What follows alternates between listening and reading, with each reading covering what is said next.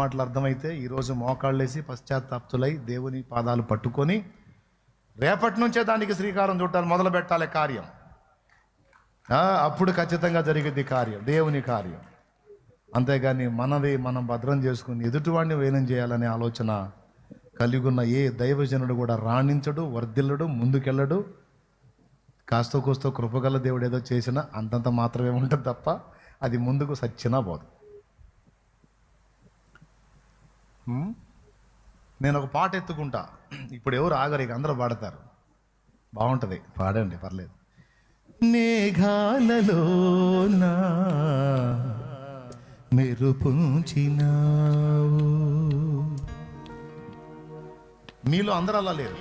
కొందరు త్యాగబుద్ధి కలిగి తమ నివాసాలు కూడా అమ్మి దేవుని పనికి పెట్టిన వాళ్ళు ఉన్నారు.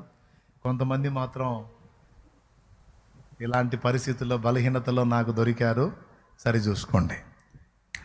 మేఘాలలో మెరుపుంచినావు, మేఘాలలో మెరుపుంచినావు, త్యాగాలయందేమా అనురాగాలుంచినావు, త్యాగాలయందేమా